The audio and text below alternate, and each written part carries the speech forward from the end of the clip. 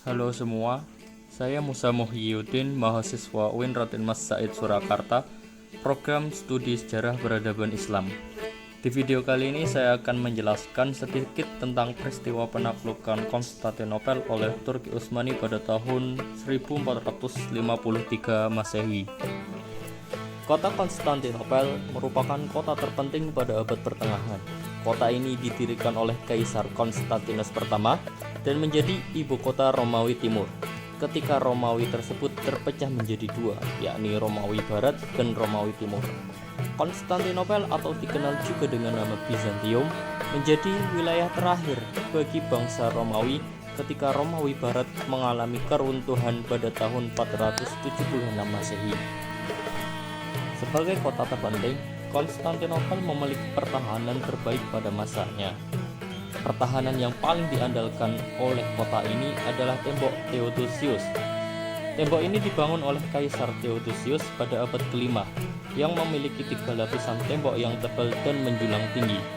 Tembok tersebut menjadi pertahanan utama Kekaisaran Romawi Timur hingga akhirnya jatuh ditaklukkan oleh Turki Utsmani pada tahun 1453 Masehi.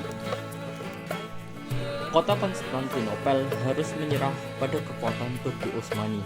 Tembok kokoh yang selama ini menjadi pelindung kota tak mampu bertahan dari serangan meriam yang sangat kuat. Tembok besar Konstantinopel yang selama ini dianggap tak terkalahkan akhirnya runtuh juga saat diserang oleh meriam-meriam Turki Utsmani. Kota ini pun jatuh ke tangan Sultan Mehmed II atau Sultan Muhammad Al-Fatih dan menandai berakhirnya era bangsa Romawi. Salah satu tokoh terkenal pada peristiwa bersejarah ini adalah Sultan Muhammad Al-Fatih. Sultan Muhammad Al-Fatih atau Mehmed II lahir di Erdine pada tanggal 30 Maret 1432 Masehi. Ia merupakan anak ketiga dari Sultan Murad II. Ia bisa menjadi sultan dikarenakan kedua saudaranya telah meninggal sehingga menjadikannya satu-satunya pewaris tahta kesultanan tersebut. Sejarah mencatat ia pernah naik tahta sebanyak 2 kali. Tahta pertama ia dapatkan pada usia 12 tahun. Ia berhasil naik tahta dikarenakan ayahnya memutuskan untuk turun dari kekuasaan tersebut. Namun itu tidak bertahan lama karena situasi politik dan militer saat itu memaksa ayahnya untuk mengambil alih kepemimpinan Kesultanan Turki Utsmani. Lalu ia naik tahta untuk kedua kalinya pada tahun 1451 ketika ayahandanya meninggal dunia. Salah satu prestasi yang paling dikenang dalam sejarah oleh Sultan Muhammad Al-Fatih ialah ia berhasil menaklukkan Konstantinopel saat berusia umur 21 tahun. Kota ini menjadi sangat penting dan sudah lama menjadi tujuan para sultan-sultan sebelumnya. Sultan Muhammad Al-Fatih berhasil mewujudkan impian para leluhurnya untuk menaklukkan kota tersebut. Ada beberapa alasan kenapa Sultan Muhammad Al-Fatih ingin menaklukkan Konstantinopel.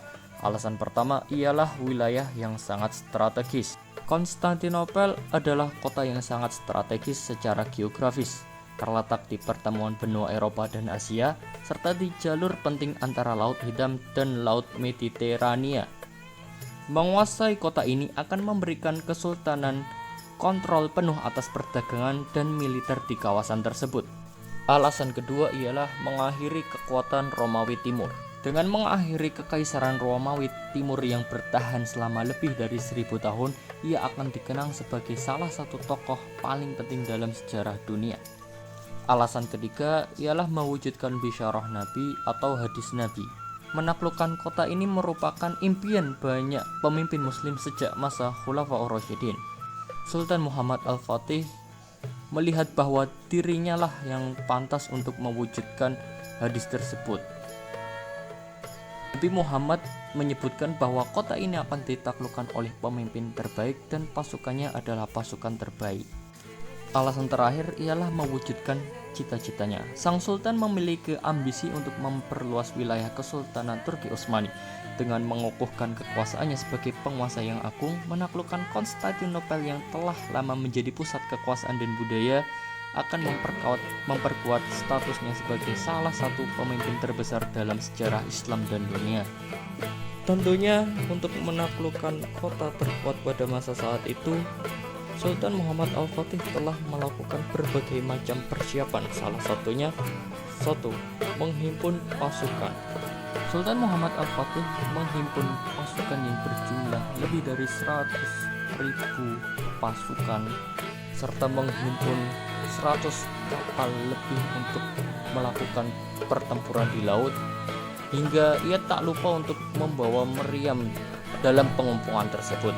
Lalu yang kedua ialah membuat benteng Rumeli Hisari. Benteng tersebut dibangun di titik tersempit Selat Bosporus di sisi Eropa untuk melengkapi kontrol terhadap perairan, bersama dengan benteng Anadolu Hisari di sisi Asia. Dengan menguasai selat ini, Kesultanan Turki Utsmani dapat mencegah bantuan atau pasukan dari Eropa ke Konstantinopel dan memblokir armada-armada bantuan. Hal ini berperan penting dalam keberhasilan penaklukan Konstantinopel. Tujuan utama pembangunan benteng tersebut ialah untuk mengontrol dan mengawasi lalu lintas di Selat Bosporus, serta mempersiapkan pengepungan Konstantinopel yang berlangsung pada tahun 1453 Masehi. Lalu yang ketiga, membuat meriam besar di bawah arahan Orban.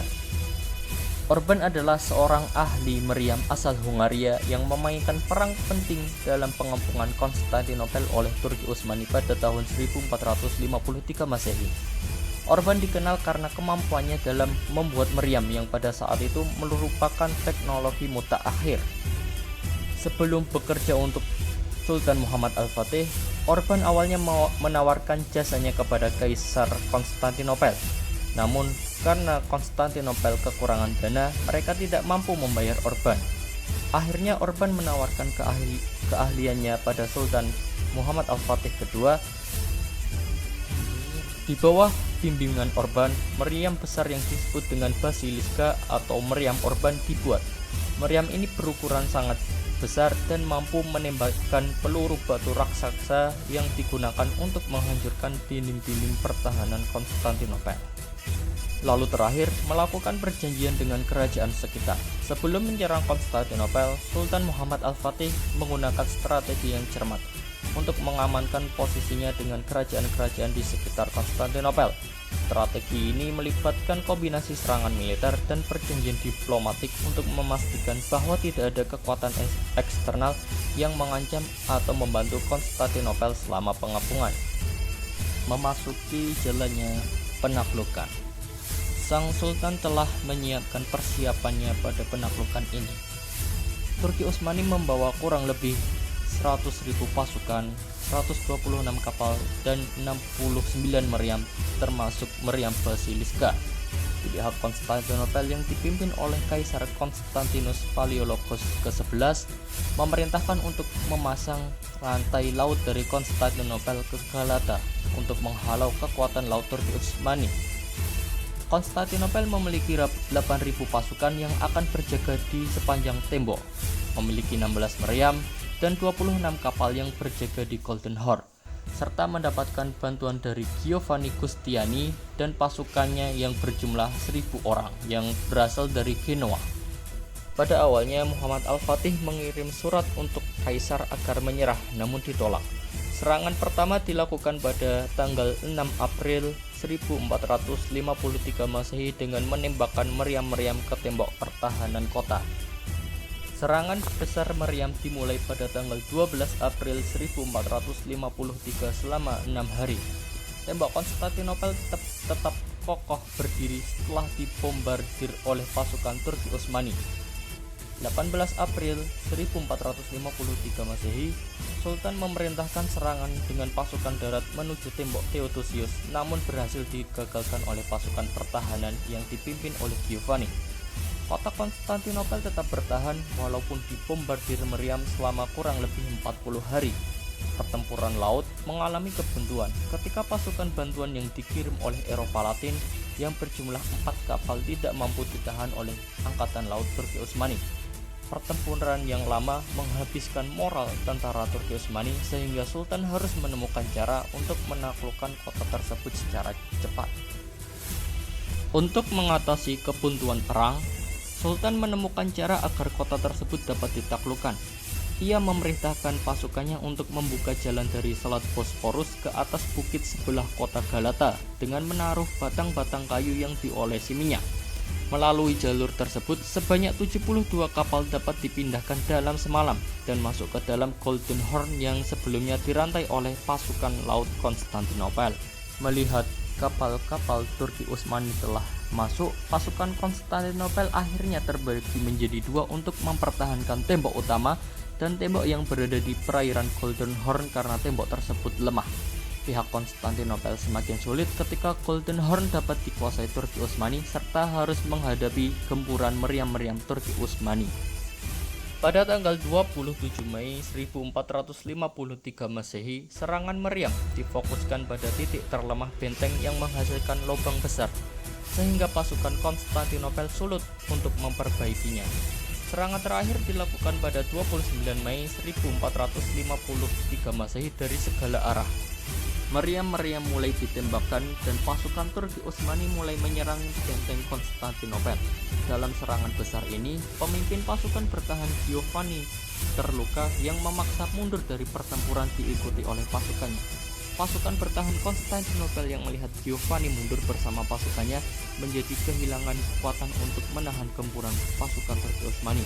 Memanfaatkan kesempatan ini, pasukan Turki Utsmani berhasil mengalahkan pasukan Konstantinopel yang mengakhiri pengepungan selama 53 hari. Hai, terima kasih untuk yang telah menonton. Mohon maaf bila ada kesalahan. Sekian, terima kasih.